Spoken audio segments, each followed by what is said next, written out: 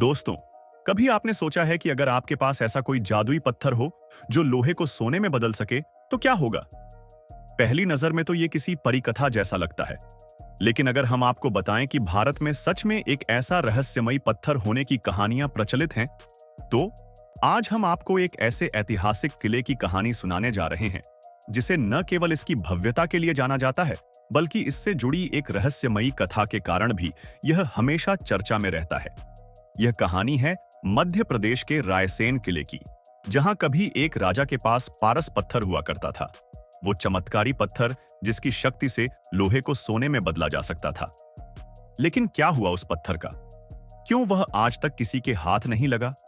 और क्या सच में उसकी रक्षा करने के लिए राजा की आत्मा आज भी किले में भटकती है? अगर आपको रहस्यों और इतिहास में दिलचस्पी है, तो इस कहानी को आखिर तक जरूर देखिए, क्योंकि इसमें छिपे रहस्य आपको चौंका देंगे। मध्य प्रदेश की राजधानी भोपाल से लगभग 50 किलोमीटर दूर स्थित है रायसेन किला। यह किला सिर्फ एक ऐतिहासिक धरोहर नहीं, बल्कि एक समय पर यह समृद्धि और शक्ति का प्रतीक हुआ करता था। कहा जाता है कि इसे 11वीं शताब्दी में बनाया गया था और इसकी दीवारों ने कई लड़ाइयों और वीरता की कहानियों को अपनी यादों में समेट रखा है।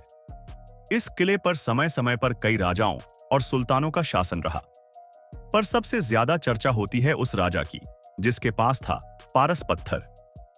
लोक कथाओं के अनुसार रायसेन के एक राजा को किसी सिद्ध योगी से एक पारस पत्थर मिला था। इस पत्थर की खासियत यह थी कि अगर इसे किसी लोहे की वस्तु से छुआ दिया जाए तो वह तुरंत सोने में बदल जाती थी। राजा ने इस शक्ति का इस्तेमाल अपने राज्य को समृद्ध और शक्तिशाली बनाने के लिए किया। उसने अपनी सेना को मजबूत किया, अपने किले को अजेय बनाया और अपने राज्य को खुशहाल कर दिया। लेकिन जैसा कि हमेशा होता है, ऐसी चमत्कारी शक्ति को लेकर लालच और ईर्ष्या जन्म लेती है। धीरे धीरे इस पारस पत्थर की खबर दूसरे राज्यों तक पहुंच गई। कई सुल्तानों और राजाओं को यह बात हजम नहीं हुई कि एक छोटे से राज्य का राजा इतनी समृद्धि और ताकत हासिल कर सकता है।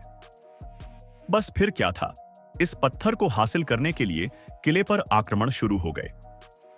जब राजा को यह एहसास हुआ कि अब वह इस पारस पत्थर को ज्यादा दिनों तक सुरक्षित नहीं रख सकता, तो उसने एक बड़ा फैसला लिया।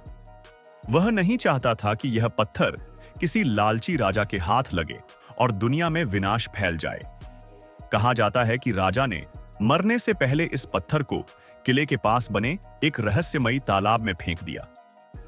इसके बाद राजा की मृत्यु हो गई, लेकिन उसकी आत्मा आज भी इस पत्थर की रक्षा कर रही है।